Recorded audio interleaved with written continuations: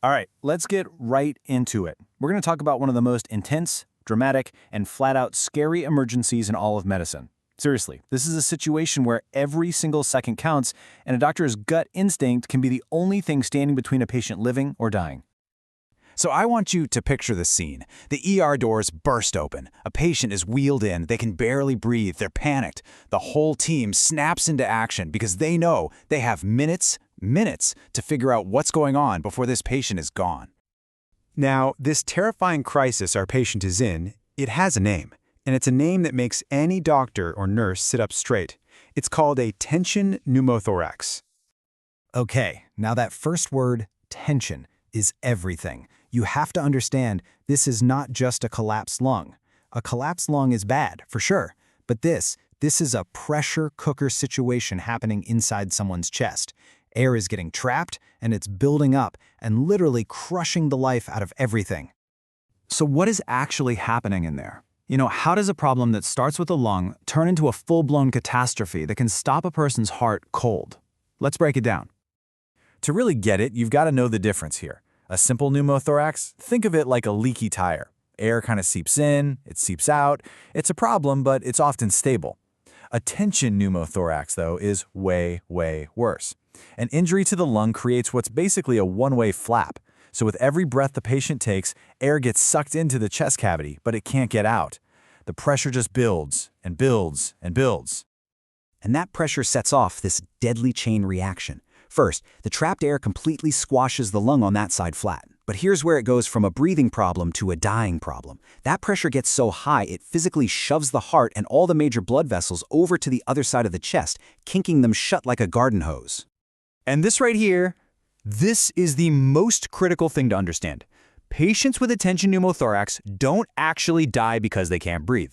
They die because their heart can't get any blood back into it. The plumbing is blocked. The heart has nothing to pump out to the body. It's what we call obstructive shock. It's a plumbing crisis.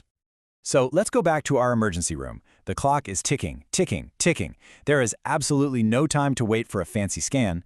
The doctor has to be a detective right there at the bedside, using their eyes, their ears, and their hands to solve the case. So here's the million-dollar question, right? In this insane race against time, how do you make the call without waiting for an X-ray? Because waiting for that X-ray is a fatal mistake. So, what are they looking for? They're hunting for 3 classic clues. First, they look at the neck.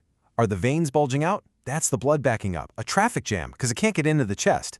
Second, they grab a stethoscope, listen to the chest, and on one side, they hear nothing. Silence. That's the collapsed lung. And the last, most terrifying clue, the trachea, the windpipe itself, is literally pushed off to the side. It's just an incredible reminder, isn't it? Even with all the amazing medical technology we have, sometimes it comes down to the basics. A doctor who knows what to look for, what to listen for. That's what saves a life in these moments. Okay, so the doctor's brain is racing, they connect the dots, and bam, they've made the diagnosis. Now it's time for action, and there's only one thing to do, and it has to be done right now. The mission could not be clearer. At this point, nothing else matters. The one and only goal is to get that trapped air out of the chest. You have to release that deadly pressure. And here's how they do it. It's a procedure called a needle decompression. The doctor finds a very specific spot on the chest, takes a big long needle, and pushes it straight in. And the moment that needle pops into the chest cavity, you hear it, this dramatic, unmistakable whoosh of air rushing out. It is, no joke, one of the most satisfying sounds in all of emergency medicine. In that single instant, with that one whoosh, the entire game changes. The life-threatening tension is gone. The pressure is off the heart and it can start filling with blood again. Now look, the patient still has a collapsed lung and they're gonna need a chest tube, but the immediate threat of death is gone, all thanks to one simple needle. Now, I want you to just look at this number for a second. Let it really sink in. 100%. Yep, that's the mortality rate. If you don't recognize this and you don't treat it immediately, it is almost universally fatal. That's how high the stakes are. That's why that clinical diagnosis and that simple needle are so incredibly critical. There's just no room for error. So the key takeaway here, the absolute mantra for anyone in this field is this: recognize it fast. Do not, under any circumstances, wait for an X-ray, and have the courage to stick that needle in the chest. That's what saves lives. End of story. And, it just leaves you with this really powerful thought, doesn't it?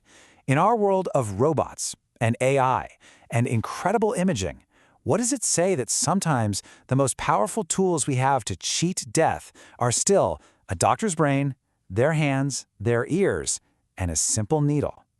Pretty amazing when you think about it.